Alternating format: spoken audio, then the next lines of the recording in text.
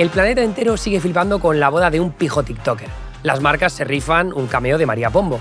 Y los virales de estética clean girl se reproducen más rápido que los audios de tu grupo de primos. Pesados los primos.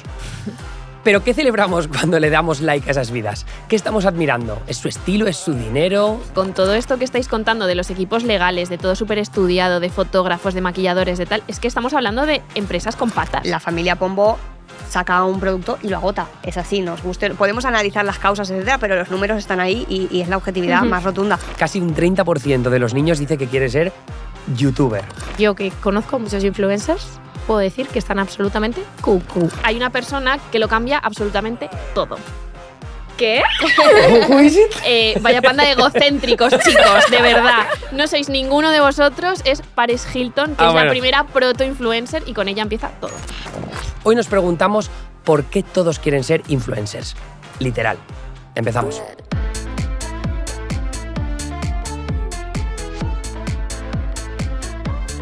Literal. Capítulo 6. ¿Por qué todo el mundo quiere ser influencer?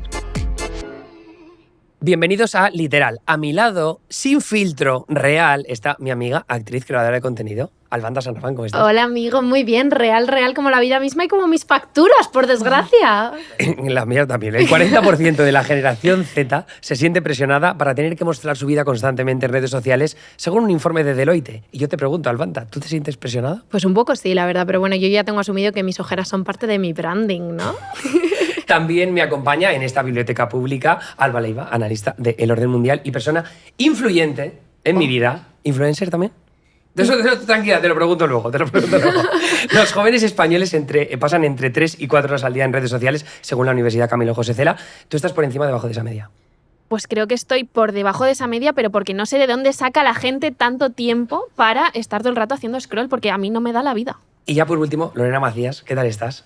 Muy bien. Creativa audiovisual, la mente brillante detrás de @hazme una foto así, el perfil que ha convertido el posterior en una forma de arte. ¿Qué tal estás? Bienvenida. Muy bien, esquivando un día más el burofax. Esperemos. Y ahora la pregunta es, ¿cuánto tiempo pasas tú en redes sociales? Yo tengo 2 móviles separados para no sentir tanta culpa. Sí, tengo el móvil de Hazme una foto así, donde tengo 256 gigas de contenido. Ahí, de backup. ¿El dinero que pagaría yo por ver tus capturas de pantalla? Sí. Tengo capturas desde 2019. Tengo ahí la hemeroteca. Cuando alguien dice algo, digo, espérate un momento que lo mire yo en mi hemeroteca. Entonces lo tengo dividido en 2 móviles. Así, bueno, se atenúa bastante la culpa, sí. También eres la voz detrás del podcast Influrealismo Mágico, donde desenmarañas todo lo que hay detrás del universo de los influencers. La pregunta es que ¿por qué escogiste ese nombre de Influrealismo Mágico? Pues porque me recordaba muchísimo estas promociones inverosímiles de los influencers a cuando los gitanos llegaban a Macondo con las alfombras que volaban y las pociones mágicas. Pues ahora cuando un influencer te vende una crema que te hace crecer el culo o las tetas, o de unos leggings que te adelgazan ya solo con ponértelos, tú te sientas a comer gusanitos con los leggings y ya está, ya Giselle Bündchen. Pues eso me recordaba mucho al realismo mágico. Y luego ya tirando de ese hilo, pues hemos ido viendo cada cosa que lo que ha hecho ha sido reforzar ese universo mágico que existe. Algunas de esas cosas vamos a ver a lo largo de este programa de hoy. Pero para dibujar un poco el mapa del universo influencer, casi un 30% de los niños dice que quiere ser youtuber. Wow. Que youtuber ya se está quedando, no sé si palabra vieja, ahora pero está volviendo, ¿verdad? Sí. Esto es casi un 30%, pero es que es 3 veces más de los niños que quieren ser astronautas, según una encuesta de Harris Poll y Lego. Y en España, 1 de cada 3 jóvenes ve la creación de contenido como una opción profesional real. Y 1 de cada 10 ya lo está intentando. Wow. Good luck with that, amigos. No hay huitaca para tanto, no hay. No. Todos comiendo de huitaca. La Complutense no será porque de momento no hay estudios o formaciones académicas oficiales, pero sí que te venden todo el rato un montón de cursos online para mejorar tu branding y tu marca personal y convertirte en un verdadero influencer.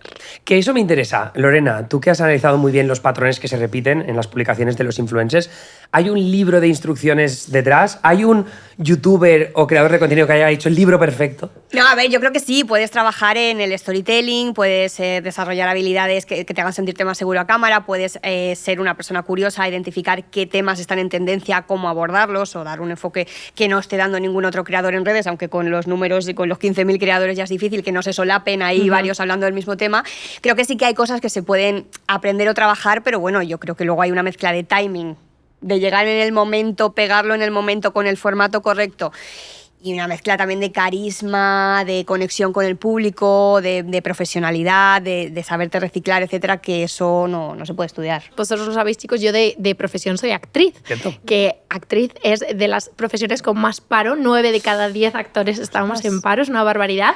Esto lo hizo la Fundación AISGE. Bien, pues mi sorpresa llegó el otro día cuando yo de repente vi que un 95% de los influencers no pueden vivir de ello. Ya, que Por de lo tanto, 15.000 eran muchos. era difícil vivir de mi profesión, así que elegí otra profesión en la que todavía es más difícil vivir. Amigos, si alguna vez tenéis que tomar una decisión importante en vuestra vida, no se lo consultéis al Balaiva. Por favor, no lo hagáis.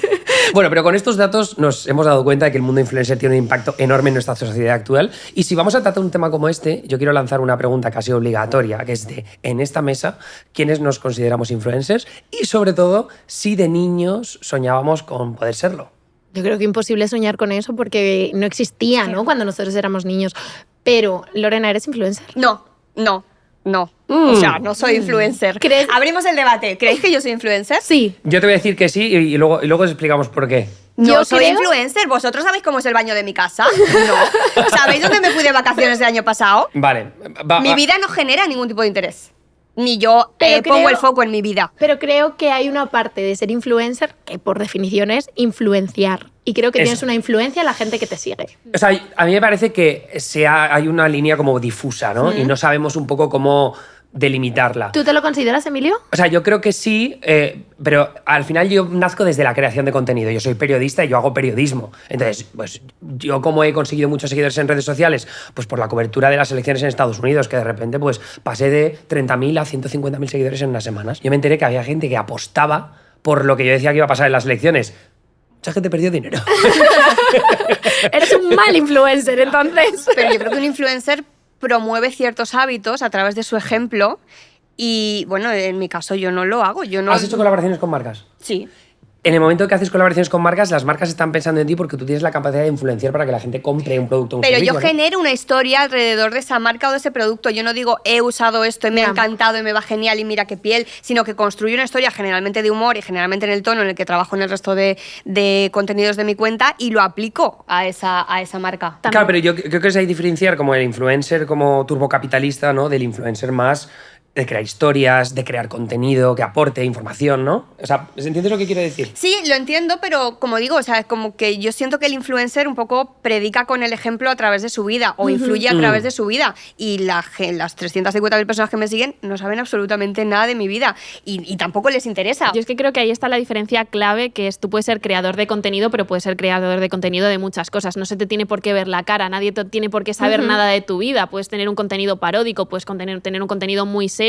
Y luego está el influencer, que es esa idea, lo que yo estoy más contigo, ¿no? De proyectarte como un estilo de vida aspiracional que tú vendes a otros a través de simplemente siendo tú mismo y viviendo tu vida y proyectando todos los aspectos de tu vida. El problema es que yo creo que los canales son los mismos. Entonces, Sí, por eso tendemos exacto. y las fórmulas muchas veces Sí. se mezclan. Yo quiero Sí. leeros una declaración de un experto de marketing y marca personal digital, ¿vale? Que dice, convertirse en influencer nunca debe ser un fin, sino una consecuencia. Muchos de los que hoy viven de ello nunca pensaron en convertirse en influencers, sino que se dedicaron a crear contenido de aquello que les gustaba y conocían, lo que los llevó a convertirse en expertos y poder llegar a mucha gente. O sea que yo creo que, no sé si estáis de acuerdo, pero que mucha gente que ahora mismo es influencer, igual empieza hablando de moda y entonces de repente empiezan a ver que comparten contenido sobre su vida, eso tiene mucha más relevancia, genera mucho más engagement y entonces ven que pueden explotar esa parte, ¿no? Yo, por ejemplo, en mi caso, yo empecé hace un montón de tiempo cuando ni siquiera se podía hablar como en términos de influencia digital. Y yo empecé hablando en internet de cosas que me gustaban, que me divertían. Yo escribía, entonces subía mis pequeñas poesías, hablaba de cine porque es algo que me gustaba. Y No, y es lo sigues haciendo. Lo sigo haciendo. Pero es verdad que hay un momento en el que sí que fui como una influencer en un sector además que te atropellaba, que estaba muy sobrepagado, que te venían las marcas y te ofrecían decenas de miles de euros por campañas anuales. Y es verdad que cuando yo fui creciendo, mi audiencia fue creciendo conmigo. Y yo hay algo que tengo muy claro, que es que cuando tienes un altavoz tienes una responsabilidad. Por lo tanto, para mí fue importante ir cambiando mi contenido a hacer activismo, a hablar de igualdad. Creo que cuando tienes gente que te escuche, qué mínimo que utilizar esta voz para hablar de cosas importantes. ¿Esto cierra puertas con las marcas? Ya os lo digo que sí, por supuesto. Yo te lo confirmo, sí. Bueno, en mi caso no es equiparable porque considero que el activismo que haces tú es mucho más necesario hoy en día en la sociedad, pero en mi caso también fui modulando el contenido. El contenido empezó como puramente de señalar o de reír o de parodiar y en un punto fui introduciendo el componente didáctico. Que a mí me interesa de todas maneras, Albanta, lo que tú comentabas de que al hacer activismo se te pueden cerrar puertas, ¿no? Yo he hecho contenido de política internacional, ¿no? Mucha geopolítica, por tanto te metes en conflictos y hay guerras. Eso a las marcas, evidentemente, no les entusiasma precisamente. Pero ¿a ti te ha afectado tanto? Sí. Hay muchas marcas que no quieren vincularse en el momento en el que hablas del genocidio de Gaza y hay muchas marcas directamente hasta por brief, ¿eh? Cuando te marcan campañas directamente es, bueno, las semanas que esto está, una semana antes, una semana después, no puede haber ningún componente político, social demasiado en su cuenta. Entonces, claramente afecta. Las marcas quieren a perfiles blancos que no se posicionen, que no te vayan a dar problemas, que no te vayan y que la mayoría de la gente se pueda identificar con ellos. Sí, y yo esto lo he notado además muchísimo al respecto del podcast, o sea, a partir del podcast. En la cuenta, bueno, pues era un contenido quizá más superficial, que sí que señalaba, pero era más superficial, pero en el podcast sí que he profundizado pues en temas como el pinkwashing, ¿no? Las marcas que se ponen el lacito en octubre para vender y luego en realidad no hay un compromiso real con eso, con la causa LGTBI o con la que sea. Claro, cuando tú señalas con nombres y apellidos a una marca que vende un producto con el lacito rosa, te estás cerrando la puerta de que venga esa marca, de que vengan todas las marcas de ese grupo empresarial y de que incluso venga alguna otra que igual se lo estaba pensando pero tampoco quiere ganarse un enemigo porque resulta que es un grupo empresarial muy grande y al final, cuando yo creo que la comparación sí es una constante en los seguidores que se comparan con los influencers, pero también los que tenemos una comunidad en redes nos comparamos con otros creadores y identificas perfectamente que el que no se moja y el que hace un contenido facilón, previsible y si me preguntas neutro, prescindible también, esa gente es la que se lleva campañotes a morir. También es verdad que las marcas se están como protegiendo mucho, están yendo a lo seguro. En Estados Unidos hubo un ejemplo clave de todo esto que fue con Bud Light, la cerveza. Hizo una campaña como muy tonta, ¿no? Le pagaron a una influencer trans para que hiciera un anuncio en TikTok, era simplemente un vídeo. Pero esto lo vio la extrema derecha, montaron un pollo que te cagas, hicieron una campaña de boicot, de hecho las ventas de Bud Light bajaron, era la cerveza más vendida, creo que fue Modelo la que los rebasó, y todo esto por una campaña de boicot. Y claro, ahora ¿qué pasa? Que todas las marcas están acojonadas en Estados Unidos de hacer colaboraciones con personas trans. Mientras ponerme el arcoiris vendía, me lo puse, ahora que puede hacer que se me caiga un contrato, me lo quito, ya está. Ya el colectivo o aquí los enfermos o a quien sea, pues que le den. Yo estoy aquí para vender porque soy una marca. La cuestión es que está claro que cada vez hay más influencers, cada vez más jóvenes y niños lo ven como una profesión, pero lo cierto es que muchos dedicamos parte de nuestro tiempo a admirar esas vidas de ensueño, ¿no? Que muchas veces es lo que son. Porque nos atrae, nos fascina, incluso aunque tengamos la capacidad de saber que esa nunca será nuestra vida, ¿no? Ojalá que sí, el abonoloto.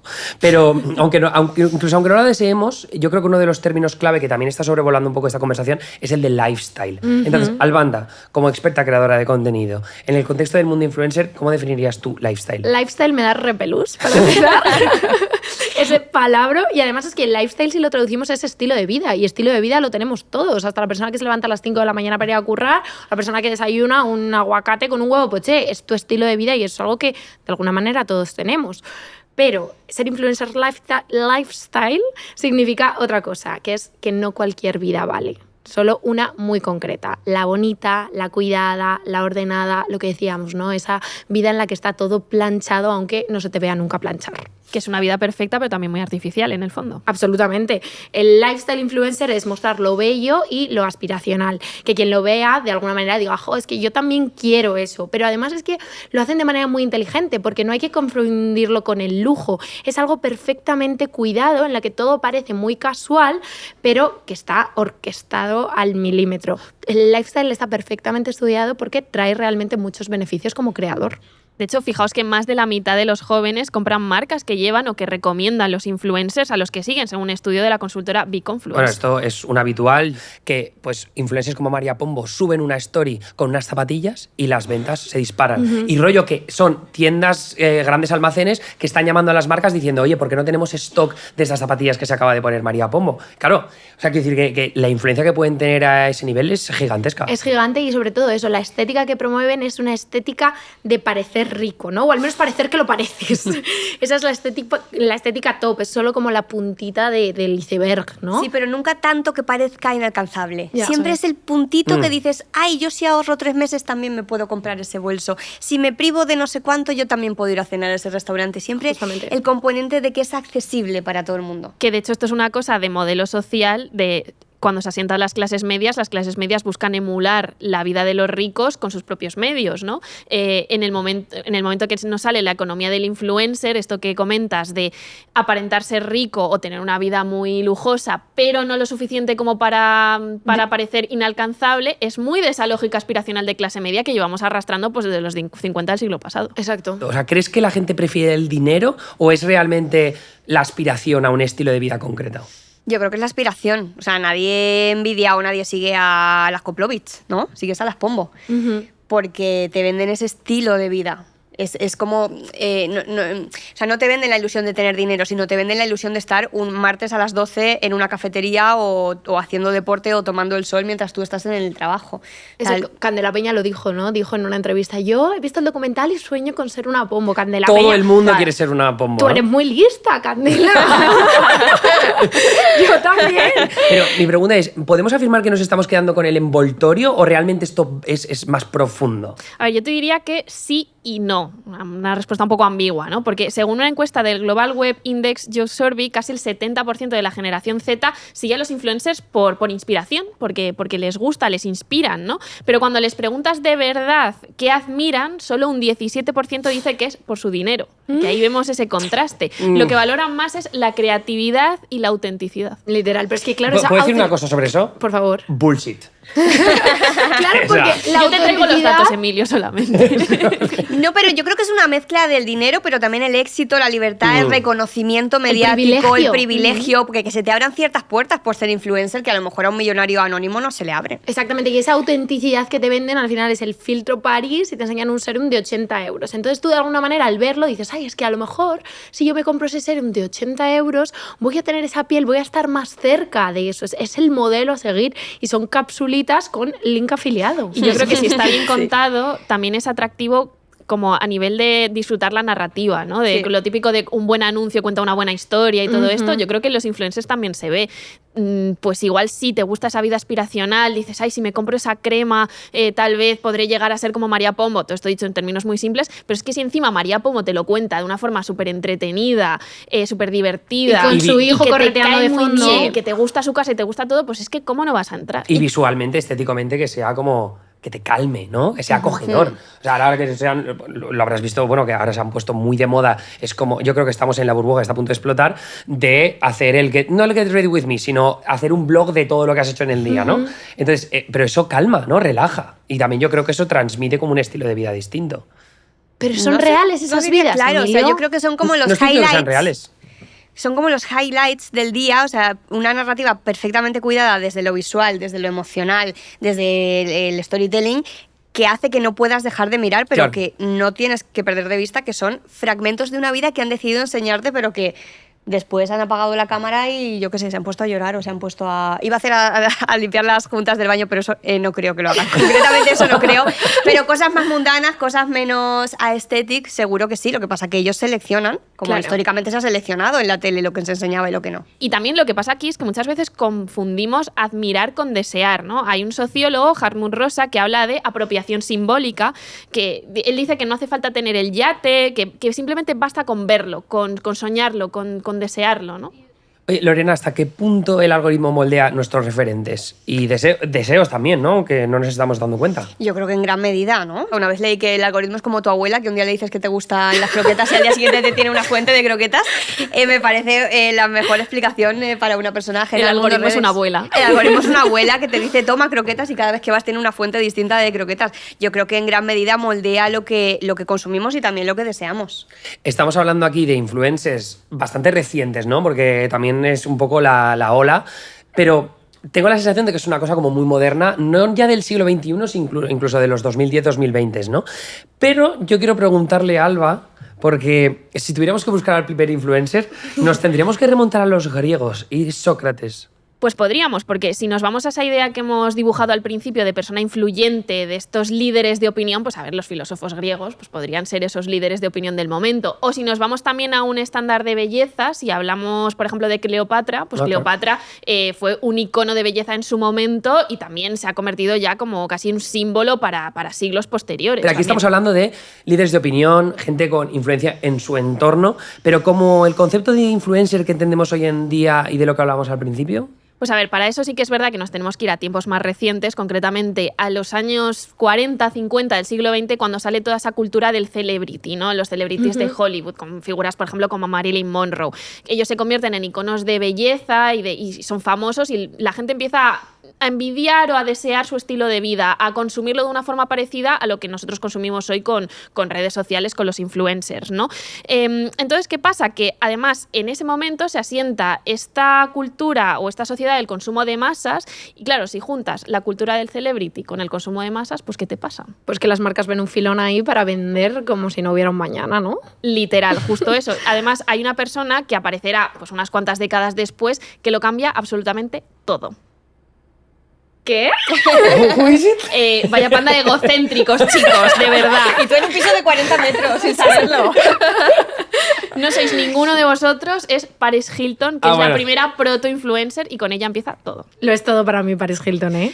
Hasta su llegada, la mayoría de famosos eran influyentes por lo que hacían, ¿no? Exceptuando pues algún reality que había, por ejemplo, pienso en Gran Hermano en España, que ya tiene unos cuantos años, la mayoría era, bueno, pues porque eran actrices, actores, porque eran cantantes, porque eran deportistas, eso era lo que llamaba la atención. Pero Paris Hilton se dio cuenta de que le podía cambiar las cosas, de que ella era interesante simplemente porque era ella. Exacto. Paris Hilton, cuya mayor cualidad es esa fortuna inmensa e interminable heredada. Pero creo a la vez que no hay que quitarle mérito a Paris, porque Paris supo verlo en el momento, en un momento en el que los realities estaban en crecimiento, ella supo verlo y supo convertirse a sí misma en una marca aspiracional de lujo. O sea, los paparazzis en la época de Paris Hilton hicieron el agosto, o sea, todo el mundo quería una foto suya. Y también supo capitalizar el rechazo que generaba ese estilo de vida. O sea, fue lo que ahora conocemos como hate watching, ¿no? O sea, Paris Hilton fue el primer Yados o el primer Borja Escalona, ¿no? De provocar... Hate watching, que eso. Odias verlo, ¿no? Pero eso te genera una adicción, no puedes parar. Y se lo mandas a tu amiga y dices, es que no la soporto, pero tú le estás diciendo al algoritmo, cuando se lo mandas a tu amiga, le estás diciendo al algoritmo, enséñame más porque esto lo comparto. Y yo creo que ella supo capitalizar ese rechazo que generaba también su estilo de vida y captar tanto fans como haters, que al final son los mayores fans. Yo no sé si os acordáis de su reality, que era Simple Life. Esto lo petó muchísimo. Era un reality que hacía con su amiga, que luego acabaron peleadas, pero era Nicole Richie, en el que viajaban al Estados Unidos profundo y tenían que vivir una vida normal, rollo ir al supermercado a hacer la compra, ¿no? Que se van ahí a comprar pollo y están diciendo, ay tía, es que este pollo no sé qué, y la gente, pero es que eres tonta. Sí. Y hacían como que iban a trabajar también en una cadena de comida rápida, no recuerdo si era una hamburguesería o algo así, y se veía como el gerente le explicaba los aros de cebolla de uno en uno, y Nicole Richie los tiraba así a puñados, como diciendo, y la gente de verdad trabaja en esto, qué aburrido, o sea... Yo creo que esos realities fueron muy influyentes en nuestra generación, ¿eh? Pero ahora el reality madre es... el de las Kardashian. El de las Kardashian. Que, de hecho, las Kardashian beben muchísimo de Paris Hilton y la suerte que tuvieron ellas también, aparte de tener a Kris Jenner, la matriarca, como principal estratega, era que llegaron justo para acoger la ola de las redes sociales, ¿no? Paris Hilton tenía la televisión, ¿no? Conseguía esos códigos de la tele, pero las Kardashian, de repente, ¡bumba!, entran en escena. Claro, es que ellas recogen todo lo sembrado por Paris Hilton, que podríamos decir que fue una visionaria porque supo ver eso, pero llegó demasiado pronto, o sea, aprovechó la ola de la tele, pero se quedó ahí. Pero claro, las Kardashian aprovechan el momento redes sociales. Ellas se convierten en las reinas de las redes y cogen esa fórmula de proyectar mi vida como atractiva, de soy una niña rica y no hago mucho más,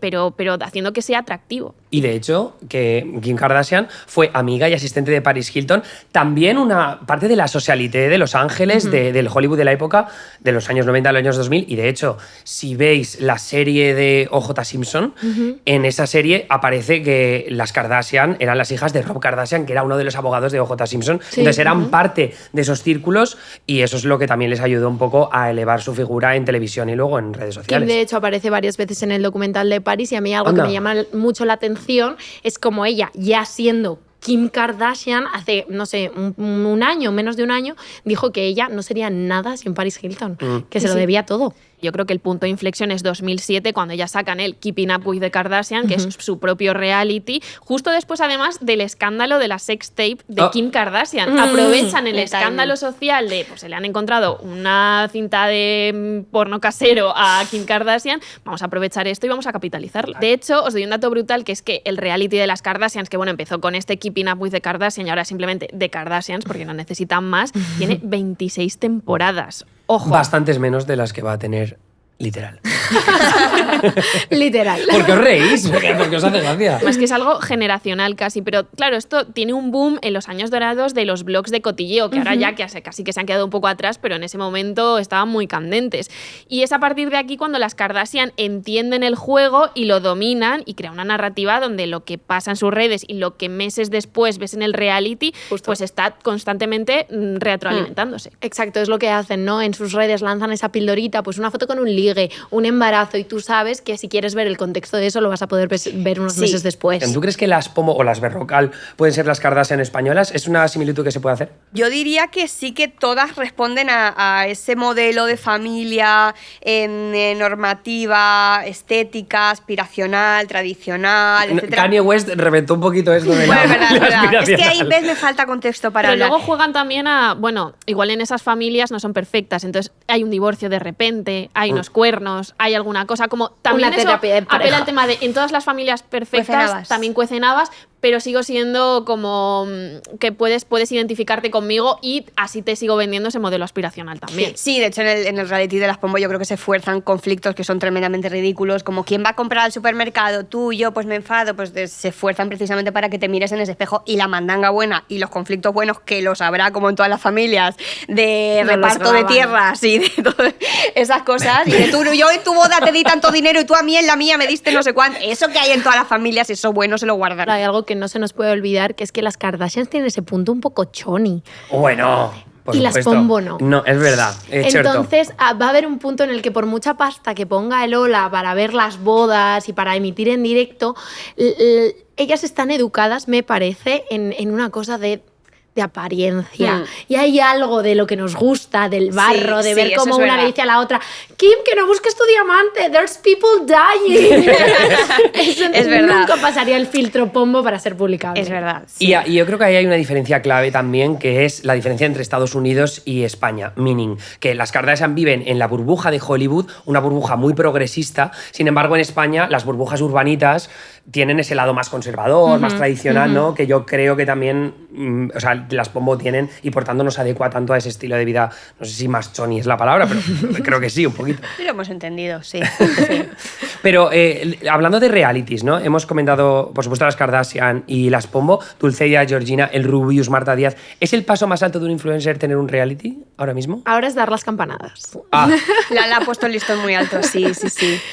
Yo creo que es lo más rentable, ¿no? Yo creo que en términos de, o sea, tú firmas un contrato con una plataforma de esta envergadura y firmas 3 temporadas, y yo creo que es mucho más rentable que vender la crema hoy, el serum mañana y el rímel pasado. Y justo genera lo que decías, una sensación de ver por dentro, de ver, aunque sea perfectamente orquestado, pero hay una parte en la que estás viendo todo lo que hay detrás que no se ve. Sí, y también te estás diferenciando del resto de influencers. Estás Sí. diciendo, yo llegué, yo estoy un escalón por encima. Tú estás ahí contando tu miseria gratis en Instagram y a mí me la está financiando una Exacto, plataforma. tú estás grabando Sí. blogs, cámara en mano, con pantallita batible, y yo tengo un equipo de 20 Yo soy personas. una eso es lo que, celebrity eso es que lo me que está quería grabando. llegar. Si eres un influencer potente, también tendrás un equipo detrás de la leche, ¿no?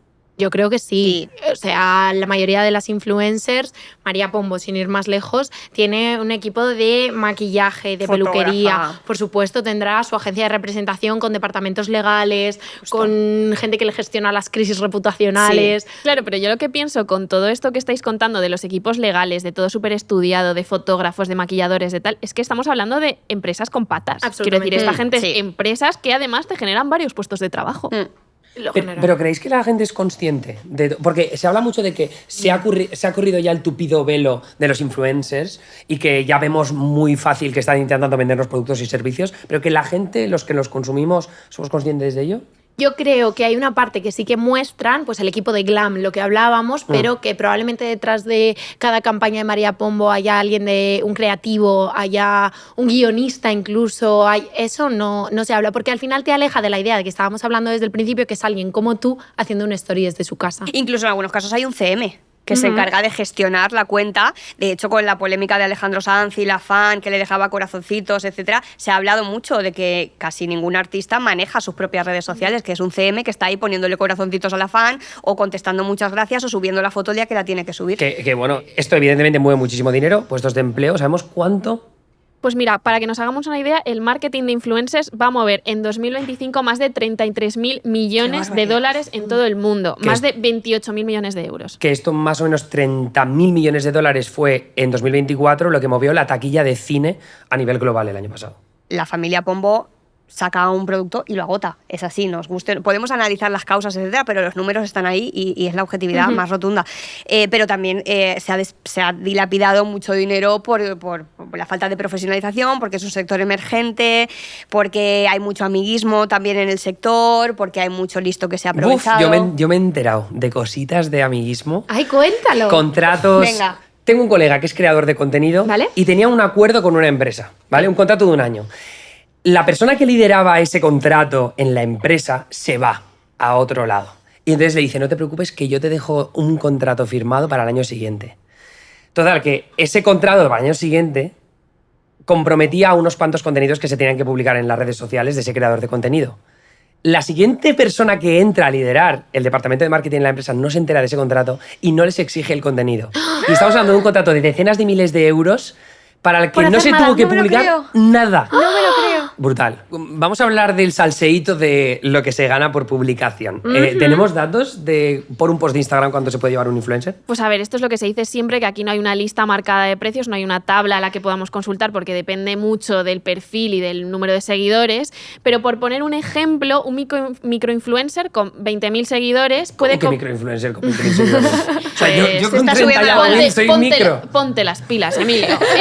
Porque puede cobrar entre 100 y 500 euros por post, mientras que un gran influencer, pues un tipo, un Dulceida, Georgina, pueden superar los 30.000 o 40.000 euros por solo contenido. @nanísimo, por favor. Todo esto, claro, es orientativo, depende mucho y esto lo sacamos de distintos estudios como el Influencer Marketing Hub que hemos mencionado antes. Y luego también depende mucho del país. O incluso también aquí sucede por categorías. Es un influencer más general que venda productos de gran consumo cobra en proporción menos que uno de nicho. Uno que hable todos los días de bricolaje, sabes que su audiencia está muy interesada en el bricolaje y que por lo tanto hay más probabilidades de que compren un producto relacionado con el bricolaje o con la celiaquía o con lo que sea. Aquí también influye, por ejemplo, yo sé que en algunas plataformas de vídeo el CPM, coste per mil, ¿no? Es mucho más alto en Estados Unidos que en España. Pero es que ahí influyen, yo creo que 2 cosas, que es que el negocio del marketing digital está mucho más desarrollado en Estados Unidos y también la regulación europea es mucho más estricta con lo que dices tú, la segmentación de audiencias. Entonces allí pueden ir mucho más a lo concreto, a los públicos a los que quieren llegar y se pagan bastante más dinero. Y yo creo que, por ejemplo, si nos vamos mencionabas América Latina, creo que también hay una cuestión de capacidad de poder adquisitivo, bueno, claro, ¿no? Claro, si tienes un por supuesto. mercado que tiene un poder adquisitivo mucho mayor, pues las marcas están mucho más dispuestas a invertir en él. Claro. Y aquí, ahora que estás hablando de dinero, poder adquisitivo, me gustaría abrir un tema un poco provocador, que es el de la estética, ¿no? Que lo hemos tocado un poco antes, pero la forma en la que se visten los influencers o la forma en la que se muestran incluso, ¿en qué forma tiene como que ver con el poder y la jerarquía? Pues tiene muchísimo que ver porque la estética organiza el mundo, ¿no? No es solo una cuestión de gustos, sino que al final cuando tú eliges una estética te adscribes a un sistema simbólico, Exacto. formas parte de algo. Y es verdad que esto podemos decir que es reduccionista, decir, bueno, a ver cómo te vistes, en realidad no dice quién eres al 100%, pero es que un poco sí que lo dice. Cada elección que hacemos de marca, incluso las que no hacemos, también Exacto. hablan de quiénes somos. Y Albanta, ¿los influencers qué papel juegan ahí? ¿Son simplemente escaparates o están alimentando una narrativa aspiracional como más potente? Yo creo que más bien lo segundo. Por ejemplo, si nos fijamos en influencers masculinos en España, ¿no? Tipo Gref o Plex, no van a marcas de lujo y al postureo como clásico, pero muestran cosas de éxito, cosas de lujo, muestran casas espectaculares, coches, Más tecnología masculino, ¿no? punta, viajes en Ibiza, relojes carísimos. Es un estilo de lujo, sí, pero es como más desenfanado, ¿no? Como más digital, más rollo gamer, se podría decir. Son dos Sí. formas de acceder al éxito que realmente rigen nuestra sociedad, ¿no? Las mujeres se supone que accedemos al éxito a través de la belleza, por lo tanto, un modelo, una influencer Bueno. va a optar, vamos a mirar más un contenido de lifestyle, de belleza, y vamos a consumir más los productos que nos vendan esas influencers,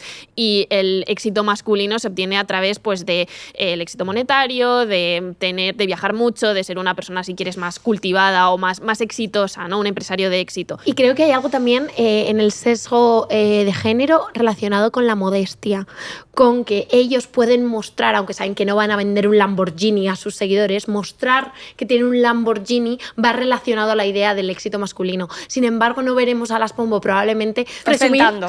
ostentar de los coches que tienen, a menos de que sea #ad o #publi, porque hay algo de la modestia femenina, de que está feo presumir de lo que Y te van a tienes. hablar sobre todo de que es algo que se han ganado a base de meritocracia, Sí. de que su familia trabaja mucho, que ellas son muy privilegiadas y saben que por eso tienen este tipo de cosas. Y es un discurso que está muy instaurado y no las vas a ver flipándose tanto como dices tú, ¿no? Sí, yo creo que no llegamos a ver ni un 10% de los coches, las obras de arte y las cosas que tendrán en casa. También porque eso se contradice con que luego te vendan una crema de 3 euros o de Exacto. 5 o de 10, ¿no? Tienen que mantener ese perfil bajo y venderte la plancha de 30 euros que está en promoción cuando el día anterior la hemos visto que va a su casa a peinarla a un peluquero con la plancha de alta gama. Bueno, aquí tenemos claro que el algoritmo claramente favorece lo visual, a veces como lo muy espectacular, las casas grandes, ¿no? Pero yo tengo también la pregunta de si esto afecta a qué estilos o qué cuerpos y caras se hacen más virales. Absolutamente. O sea, el algoritmo no es neutral, favorece lo claro, lo bonito, lo rápido, lo entretenido, lo joven. En general, lo que se considera como parte del modelo a seguir del momento. Hay bastantes estudios, uno de los últimos de la Universidad Politécnica de Lausanne en Suiza, que demuestran que los algoritmos priorizan contenidos con rostros simétricos y cuerpos delgados, no nos sorprende mucho. ¿Es that me? Tienes que parar ya, Emilio, de verdad, ¿eh? No podemos más. No, es que además no es verdad. Simétrico precisamente no soy, pero bueno, perdona. ¿Quién es simétrico en el día de hoy? O sea, viva la simetría un poquito, ¿no? Pero esto sobre todo pasa en redes como TikTok o en Instagram, y esto hace que muchos de los vídeos virales pues estén protagonizados con personas que se asemejan a este ideal de belleza. Es una estética muy concreta. Es femenina, es blanca, es delgada y es ordenada. Oh. Y joven probablemente. Y esto es lo que se llama el pretty privilege, el privilegio de belleza, que pensamos que las personas consideradas atractivas pues acceden a mejores trabajos, a mejores sueldos, a mayor visibilidad, y en redes pues al final esta lógica se amplifica. Yo diría que como en cualquier contexto a la mujer se le exigen más una exigencia estética superior a la del hombre, también porque está mucho más expuesta a comentarios tanto positivos como negativos, pero no solicitados, sobre su aspecto físico. Entonces creo que es una mezcla de que el algoritmo prioriza y te va a mostrar más si eres guapa, de que tus seguidoras van a comprar esa crema porque se quieren parecer a ti si eres guapa. Pero creo que las redes también democratizan esta visibilidad y al final también es una mezcla, decíamos al principio, carisma, humor, saber contar una historia, etcétera. Pero sí que creo que eso se pondera más en los hombres que en las mujeres. Y es verdad que estamos hablando mucho de estética, pero luego también podemos hablar del estilo de vida como más en general, ¿no? Porque estamos viendo que lo peta el wellness, el journaling, las rutinas de levantarte a las 5 de la mañana y ver qué haces a lo largo de todo el día, como esos pequeños destellos de la vida de una persona, dejando los tristes fuera, generalmente. Salvo que puedas aprovecharlo para un hashtag. Pero aquí también hay mucha obsesión con los contenidos relacionados con la masculinidad. Claro, y esto puede tener una derivada muy oscura, porque pensemos en los influencers de la masculinidad tóxica, pensemos en gente como Yados, ¿no? Ahora están de moda los estoicos, tienes que levantarte a las 5 de la mañana, ducharte solo con agua fría y ser muy hombre y mucho hombre para poder triunfar en la vida. Pues esto en el fondo te lanza una idea bastante problemática de qué es ser hombre exitoso y cómo se tiene que estar en la vida, ¿no? Y que te plantean, ¿no? Yo creo, objetivos inalcanzables, ¿no? Es un discurso donde abiertamente se denigra a la mujer, de donde la mujer es un objeto secundario al que subyugar, y te venden que esa es la idea de ser exitoso como hombre. Y realmente la gente que consume las redes sociales de manera verídica, ¿no? De manera en la que no hace el filtro de ver que todo es un poco ficción, es gente muy joven. Entonces creo que son ideas que están calando mucho en la sociedad joven y que se está haciendo que sea muy peligroso. Y aparte, apelan a algo que pasa mucho en la infancia o en la adolescencia, que es que las chicas del mismo curso que los chicos no les hacen ni puñetero caso. Porque les van dan a los chicos más 200 grandes, vueltas. entonces se sienten ninguneados Sí. y que se meten en redes sociales y ven que les están diciendo no, es que las chicas son unas feministas y Claro. no sé qué, y pasan de ti porque bueno, yo qué sé, pues están influenciadas por una ideología whatever. Entonces, claro, estos ideólogos, puedes llamarlo, influencers conservadores de la manosfera, les influyen muchísimo. Hombre, la Muchísimo. burbuja de los incels en Estados Unidos, Bueno, claro. que... Que han llegado incluso a hacer ataques terroristas, o sea, que no es algo que la gente se Sí. piensa que es algo que sucede en las cuevas de internet y es algo que está mucho más a la orden del día y probablemente esté en el teléfono móvil de tu hijo. Bueno, de hecho, en la serie está de adolescencia, justamente. Hombre, Justo, es que ese es el justamente. ejemplo paradigmático de lo que estamos hablando. Sí. Y ese padre diciendo, yo creía que en su habitación estaba seguro y en su habitación estaba consumiendo discursos de odio que ha hecho que, es que no quiero hacer ningún spoiler, pero bueno, que ha hecho que haga lo que ha hecho. Porque es un niño de 11 años recibiendo ese discurso de las niñas se ríen de ti, las niñas que malas son, las niñas son unas... son tu contraria. Si o sea, hablas tú- con adolescentes y chicos jóvenes en España, te vas a dar cuenta que esos discursos están mucho más establecidos de lo que nos Sí, pensamos. están calando Sí, de una sí, manera sí. brutal. Yo quiero llevármelo también a otro perfil que igual vosotras conocéis más y te quiero preguntar a ti también tu opinión, Lorena, que no es lo mismo que esto porque me parece mucho más tóxico el asunto de la manosfera, pero las tradwives, que se ha hablado mucho en Estados Unidos, ¿eso está de moda ahora o se ha difuminado un poco la burbuja de las tradwives? Yo creo que hubo una persona que lo supo capitalizar. Bueno, supo capitalizar la polémica porque ella en realidad juega a los grises, ¿no? El otro día yo la escuchaba en un podcast Estamos y hablando decía... de Rorro. Sí, sí. Yo la escuchaba el otro día en un podcast y jugaba un poquito a los grises, a no, yo no me posiciono, yo lo que hago es cocinar. Coño, le sale igual la voz. Sí, lo haces increíble, ¿eh? O sea, yo nunca he dicho a Sí, Pablo le a Pablo apetecía. le apetecía. Es un efecto Mandela. Corte a Pablo hoy le apetecía. Sí, aunque no hayan sido esas las palabras concretas, es el argumento con el que empiezas todos los vídeos. Yo creo que se ha diluido un poquito, ¿no? Se ha empezado a desinflar un poquito esa burbuja. Yo creo que se ha convertido en meme antes de Sí, llegarse a una sí. realidad. Yo creo que es un fenómeno muy estadounidense, ¿no? De que se ha visto mucho ahí, también con esas, pues lo que hablábamos en otros episodios del cinturón bíblico, de todas las comunidades mormonas de pues ese Midwest estadounidense. Creo que ahí hay como un modelo de familia que favorece que surjan este tipo de influencers que ponen en valor pues los valores de la familia tradicional, que ellas dicen no solo que ese es el modelo de mujer que ellas son y que ensalzan y que encima pueden lucrarse de ello, sino como que es eso algo aspiracional, ¿no? Y a mí me parece interesante cómo se puede trasladar a España o trasladar a otros contextos, porque parece que es casi esta idea de una contrarreacción al discurso feminista al que estamos acostumbradas, ¿no? Que decimos, vale, tú como mujer te vas a realizar a través del trabajo y a través de triunfar en este mundo laboral capitalista porque esto va a hacer lo que iguales condiciones con el hombre y esa es tu lucha. Pero en el momento en el que ese trabajo te explota, tal vez quieres salir de él y tener una vida ociosa. Y dices, vale, ¿cuál es la vida ociosa? Pues puede que sea volver a ese rol tradicional. Y yo creo que Hacer mermelada. hacer mermelada, vivir en una granja, el cottagecore. Y una cosa muy diferente es vivir en una granja, el cottagecore y cuidar de una vaquita adorable, que decir, y hacer todo eso, pero teniendo 8 hijos, estando subyugada a tu marido y diciendo que ese es el modelo de vida. Es que la crítica que hace el feminismo a todo este contenido de Tradwives no va por ahí, va por la idea de valores que defienden de que el papel de la mujer es quedarse en casa. La buena mujer lo que tiene que hacer es estar ahí para servir a su marido cuando venga a trabajar, que es quien provee. Entonces, creo que es tramposo verlo, pero desde luego todo el mundo quiere verlo, porque el dato es que el hashtag Tradwife tuvo 300 millones de visitas en TikTok. También hay una romantización, también hay un Absoluta. elegir qué contar, porque no te estoy contando que soy dependiente económicamente de mi marido y que si me quiero separar no me Exacto. puedo separar. Te estoy contando que hoy me he levantado, me he puesto muy guapa para mi marido, he hecho un bizcocho y ese ha sido todo mi multitasking del día, hacerle un bizcocho a mi marido y rendirle pleitesía. Pero claro, no te estoy contando que si yo mañana me quiero ir de esta casa, no tengo puedo. un trabajo y hace 15 años que me salí del mercado laboral, por lo tanto va a ser muy difícil que me vuelva a reinsertar. Bueno, pero con todo el mundo de los influencers se habla mucho de esto de te pagan por contar tus tonterías o por mostrar la receta tonta de turno, pero hemos escuchado constantemente eso describiendo el trabajo de los influencers, pero si le preguntas a cualquiera de ellos, no todo es tan bonito como parece. Claro, es que si no marcas límites, pues sí, puedes ser tu propio jefe, tienes tu propia empresa, generas tu propio contenido, pero también eres tu propio explotador, ¿no? De hecho, hay un estudio de la Universidad Complutense que mostró que el 66% de los influencers sufre ansiedad o síntomas de burnout. Yo creo que trabajar para ti mientras tienes el culo en remojo en Bahamas siempre suena muy bien, pero que hay una cosa que es verdad, que es que cuando te conviertes tú en tu propio trabajo, ¿cómo desconectas de ese trabajo, no? Y creo que yo, que conozco a muchos influencers, puedo decir que están absolutamente cucú. En plan, que la salud mental, que también es complicado, ¿eh? Veo a chicas súper jóvenes, menores de edad, que de repente la petan, tienen a millones de personas diciéndole los guapas, atractivas que son, los listas que son, empiezas a cobrar millonadas.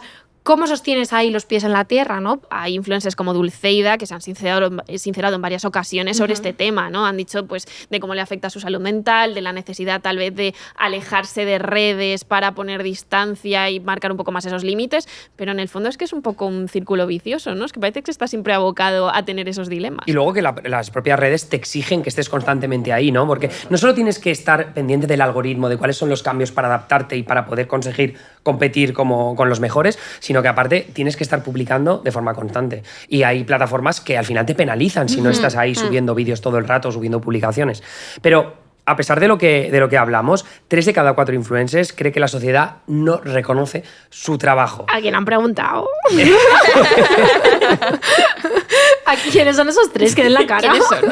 Yo creo que han equivocado la narrativa del hay mucho trabajo detrás que no se ve. O sea, yo creo que eso como claim está muy mal elegido. O sea, hay trabajo detrás que no veis.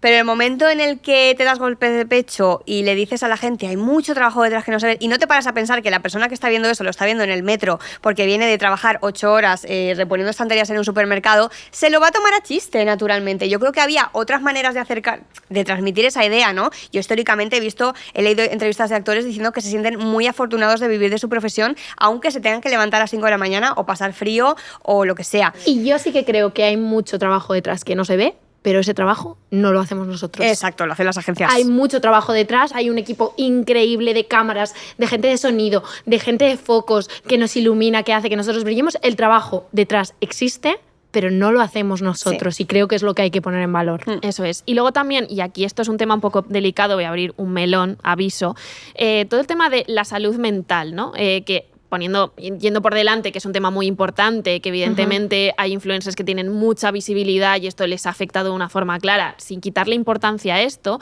a mí siempre hay veces que me chirría mucho ese discurso porque siento que en muchas ocasiones lo han utilizado para vender, ¿no? Sí. He roto con mi novio y de paso te anuncio esta crema.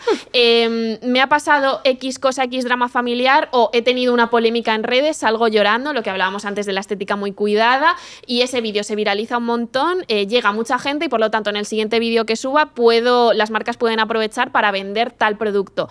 Ostras, creo que eso al final te distancia de tu audiencia y hacen que seas mucho menos creíble cuando tú intentas denunciar las cosas graves que sí que te pueden pasar, ¿no? Los riesgos asociados al trabajo de influencer. Pero yo como consumidora de influencers, como consumidora de creadores de contenido, el momento lagrimita, muchas veces más que generarme empatía, me genera cierta suspicacia y eso es un problema. Pero da likes. La foto de la lagrimita es como la foto con el test de embarazo o la foto de la boda. Es algo que genera likes. Influencers que estaban a punto de ser cancelados. James Charles, por ejemplo, en su momento. Logan Paul, que grabó en un bosque de suicidios en Japón. Y luego, sin embargo, se repuso de eso y es ahora mismo uno de los mayores influencers de Estados Unidos, junto con su hermano, que es otro que también que la ha liado 1000 veces. Y hay que hablar de salud mental, pero no hay que banalizarla. Claro, que exacto. creo que hay un punto en el que la rueda se ha pasado y que de tanto hablar de ello y según con qué problemas, lo que decíamos, lo puede ver una persona que sale de su curro de 9 horas habiendo comido un tupper de guisantes, que de repente pues vamos a no banalizar, que todo el mundo dentro de su parcela tiene derecho a estar mal y a quejarse, pero creo que hay que ponerlo un poco en contexto para con las personas que te ven. ¿Te gustan los meloncitos? Yo te cojo uno y te lo paso a ti, Albanta. Otro que hay que abrir, menores influencers. El sharenting, ese tema. Creo que cada vez estamos más acostumbrados a ver en redes sociales a menores con sus rabietas, sus lloreras, sus días tristes, sus días felices, grabándoles sin ropa. Y creo que esto no puede ser. Creo que tiene que haber una protección a la infancia. Creo que las mommies influencers y los papis influencers saben que es esto que genera, o sea, que es algo que genera engagement y que genera contenido, y que creo que en unos años, cuando miremos hacia atrás, nos vamos a horrorizar de la cantidad de cosas que estamos normalizando, porque no es normal que una niña de 10 años te venda la cremita que se pone o que hagas negocio de sus pañales enseñando su culete. Porque eso se ha visto, eso está ocurriendo hoy en día. Sí, de hecho, en Estados Unidos ha habido ya un par de niños, hijos de influencers, que en su día fueron expuestos sin su consentimiento y ahora son mayores de edad y han llevado a sus padres a juicio. Exacto. Y hay un caso que a mí me encanta comentar, que es el de la niña que su madre, antes de que tuviera su primera regla, ya tenía palabrado un contrato con una marca de compresas. Y entonces la primera regla de la niña le sacó las compresas y la niña tuvo que grabarse a cámara. Y al día siguiente la niña tuvo que llegar al instituto. Y todo el instituto había visto sus stories y se había enterado que le había dejado la regla. Y cuando tú Primera tienes vez. redes sociales, tú decides mostrarte, pero tú no puedes tomar esa decisión por otra persona. Por otra pues, persona. Porque la huella digital queda Exacto. ahí para siempre. Y es muy importante proteger las infancias. De hecho, en 2023 el Gobierno de España anunció que regularía los ingresos y derechos de imagen de los menores influencers, y además se está estudiando cómo establecer límites legales a todo este tema, porque se está viendo que es un problema, que estamos generando unas generaciones que van a tener unos problemas importantes. Durísimo todo esto. Hay un tema que a mí también me gustaría reflexionar sobre ello, porque yo tengo un poco de nostalgia de los primeros influencers youtubers, ¿no? Pues Rubius, PewDiePie, que yo los veía mucho cuando era iba a decir un chaval, pero en realidad tampoco hace tanto. A nosotros YouTube nos ha criado. Yo siempre lo digo, a mí Ya. YouTube me ha criado. Pero voy a poner aquí el logo de Explainer, ¿no? Porque, ¿os acordáis cuando los primeros youtubers grababan con una webcam de unos pocos Sí. euros, tenían la cama deshecha detrás? Por cierto, guilty as charged, porque yo cuando empecé en YouTube también estaba un poco así. Pero era todo como muy colega, ¿no? Muy de este podría ser yo, había como esa cercanía, pero poco a poco esos perfiles se han ido profesionalizando, han ido ganando mucho dinero, se han ido convirtiendo en marcas personales. Estoy pensando en PewDiePie, creo que es un ejemplo paradigmático, porque es un pavo que incluso mantuvo un poco su estética así como medio cutre, pero estaba clarísimo que el tío estaba facturando millones y millones de dólares. Exacto. Y ahora se ha ido a vivir a Japón de puta madre con su chica. Y ha pasado de ser ese colega influencer de tu barrio, que es un poco lo que podíamos ver con algunos youtubers españoles, a una celebridad como inalcanzable. Literal, es que al final durante años el influencer o el creador era tú igual, ¿no? El chaval de tu barrio que se grababa un gameplay, la chica que hacía pues un vídeo sobre unboxing del producto que se había comprado en la tienda de abajo. Pues al final esto le hacía más cercano que los famosos de siempre, y ahí estaba su atractivo. ¿Cuándo crees que dejamos de ver a los influencers como esas personas cercanas y ya se ha corrido el velo de que están forrándose? No sé si hay una respuesta concluyente, pero hace unas semanas saltó la polémica de esta influencer que se había comprado un cepillo de 170 euros. Sí. Claro, cuando ya tu nivel de ingresos no es el de tus seguidores y lo normalizas, me he comprado un cepillo de 170 euros y la gente ya empezó a subirse a la parodia de yo me compré una escobilla de váter de 600 y no termina de limpiar la mierda. Como que normalizan Oplex con las sábanas de 6.000 euros, etcétera. O sea, en el momento en el que ya forma parte de tu día a día y no tienes ese contacto con la realidad, porque no tienes amigos que sean que estén haciendo prácticas en una empresa, o no tienes amigos que estén trabajando de 9 a 6 por 1.300 euros, pierdes ese contacto con la realidad y empiezas a hablar como si todo el mundo se pudiera permitir 170 euros de cepillo de pelo. Que, por ejemplo, Auronplay, esto no sé si lo sabéis, cuando se fue a Andorra, replicó exactamente su habitación como en un fondo de cartón pluma para que pudiera seguir grabando. Entonces es dar esa sensación de soy el de casa, estás en mi cuarto, lo que se está viendo atrás, pero lo estás haciendo porque sabes que da cercanía, porque a lo mejor si contaras la verdad, habría ahí una brecha entre lo que estás mostrando y lo que dices. Tampoco se trata de demonizar excesivamente las redes ni los influencers, pese a que sepamos todos como pues que son fruto de bastante mal, ¿no? Pero hay cuentas que te tienen, que inspiran, incluso que ayudan, ¿no? De hecho, para mucha gente seguir a ciertos creadores se ha convertido como una vía de escape. Es una especie de lugar al que puedes volver cuando el mundo pesa un poco más, ¿no? Claro, exacto. Es muy fácil, yo creo, caer en esa lectura simplista de las redes hacen daño, los influencers generan frustración. Bueno, vale, pero igual también hay que ir un poquito más allá, ¿no? No todo es blanco y negro. Los grises, que nos gustan Los mucho en grises, literal. nos encantan los grises en literal. Eso sí. Porque según el Observatorio de Salud Mental Infanto-Juvenil, más de la mitad de los jóvenes en España se sienten insatisfechos con su vida y 1 de cada 5 experimenta ansiedad por no tener la vida deseada. De nuevo, quiero estabilidad emocional. Entonces, habrá alguna que le genere frustración ver esa vida aspiracional, y eso yo creo que a muchos les puede pasar, pero yo creo que habrá otros a los que tal vez les ayude a desconectar desconectar de tener esa vida o ese contenido bonito en el móvil para mirar hacia otro lado. Y yo aquí quiero romper también una lanza a favor de mi sector, porque no sé si no cómo voy a ir al siguiente evento que me tenga que presentar. Te van a hacer la cruce por haberte sentado aquí conmigo. A la próxima Casaín y al próximo ídolo no estás invitada. No, pero sí que creo de verdad que hay gente en redes sociales haciéndolo muy bien, dando mensajes muy importantes, creando contenido interesante. Creo que es una nueva forma de consumir entretenimiento. Hay gente que está haciendo las cosas muy bien y sobre todo intentando que sus mensajes muy importantes y que muchas veces en los medios tradicionales no han tenido cabida, estén viajando lejos. Y yo creo de verdad que hay un buen mundo y una buena industria influencer posible. Y la pertenencia, que muchas veces es esas pequeñas habitaciones de los youtubers o que simplemente reconozcas el fondo de una creadora de contenido o las comunidades que se forman en torno a los creadores, ¿no? Yo estoy pensando en Ibai y su comunidad en Discord, ¿sabes? De repente hay gente que ha hecho verdaderas amistades. Tío, yo recuerdo cuando cubríamos las elecciones de Estados Unidos, hicimos una comunidad en Discord también, y yo sé de una pareja que se conoció a través de ahí. Sí, sí. Y de hecho, gente de la comunidad que fue a la boda de esa pareja. ¿Y a ti no te invitaron? A mí no, la verdad es que no. ¿Qué pasó? ¿Qué va? Es broma. No. O sea, quiero decir que yo tampoco era parte tan activa de ese grupo en concreto, ¿no? Pero, coño, es muy bonito ver cómo de esas comunidades, no solo el sentido de pertenencia, sino de repente amistades que creas y que son muy importantes en tu vida. Sí. Yo coincido contigo. Hay gente haciendo un trabajazo también en redes y hay gente haciendo un ejercicio de responsabilidad y entendiendo que tiene también en toda esa nube de privilegios también tiene la responsabilidad de ser coherente, de transmitir un mensaje responsable.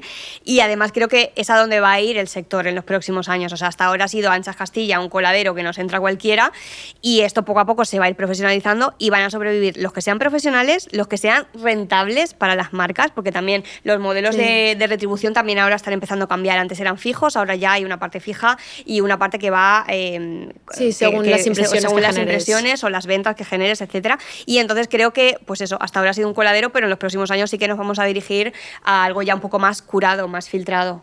Sí, y yo quiero hacer una pequeña confesión. ¿Confesiones de quién? Confesiones de Pongo en la puerta esperándome. Mi pequeña confesión, y esto es tirarme piedras a mi propio tejado, pero yo quiero decir que es muy importante practicar más el unfollow. Creo que cuando alguien no te hace bien, cuando su contenido te hace compararte, cuando te sientes inferior viendo su contenido, simplemente dadme un follow. Hay que apostar por estar tranquilo, estar en paz, y hay gente que probablemente sigas por inercia, que cada vez que te salen sus publicaciones hasta te cae mal. Pues si te cae mal, protege tu paz mental y dejad de seguir a gente que no se esté haciendo bien. El consumo de contenidos es consumo al final, igual que no compras en el supermercado una marca que no te gusta, no deberías seguir a un creador que no te aporta. Yo te quiero hacer la pregunta, Lorena, si crees que la próxima generación, o incluso la alfa, ¿no?, que está ya entrando en edad adulta, si crees que van a romper con esta filosofía de los influencers que hemos visto en estos últimos años. Yo creo que se van a exhibir muchísimo menos. De hecho, habéis visto cómo usan en las redes sociales los Z, ¿no? O sea, no suben fotos al feed, solo suben stories y meten a unos mejos, a unos afortunados, a los mejores amigos. Entonces, bueno, a ver cuántos tienen en Mejo, que luego tienen 300 personas. Pero a mí me parece un uso súper interesante, como muy contraintuitivo de lo que venimos de lo millennial y de lo Z, ¿no? Sí, y ya yo creo que es un reflejo de ese hartazgo de esa generación anterior que se iba de viaje y publicaba todo. Y creo que al final este hartazgo, esta hiperconectividad, también va a derivar en que cada vez se consuma menos contenido y se sea mucho más selectivo consumiendo el contenido en redes sociales. Me parece una buena reflexión para terminar. Muchas gracias a Albanta, muchas gracias Alba, por un programa más de Literal y por vuestra amistad también, como siempre. Y Lorena Macías, muchas gracias por tu conocimiento, tu tiempo y tu simpatía también. A vosotros. Y al resto, vivid la vida que queráis, subid las redes o quizá no, incluso cotillead las de otros, si es que así lo queréis. Pero recordad que a veces lo verdaderamente valioso ni siquiera se publica. Y eso también es éxito. Literal. Literal, un programa original de RTV Play en colaboración con The Voice Village y You First. Presentado por Emilio Domènech, Nanísimo. Colaboradoras Alba Leiva y Albanta San Román. Invitada especial Lorena Macías. Dirección Sara Cuesta. Coordinación de guión Uriol Rodríguez.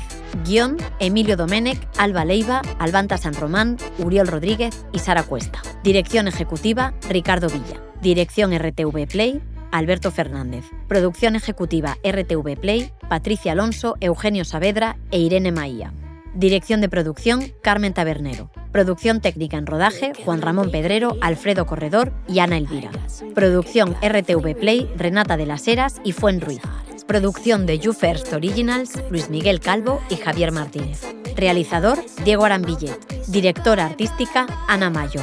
Director de fotografía, Joaquín Amezcua. Operadores de cámara, Luis Recalde, Álvaro Fernández y Tania Netzbetailova. Edición, Josh Fontan. Postproducción de sonido, Pablo de Diego.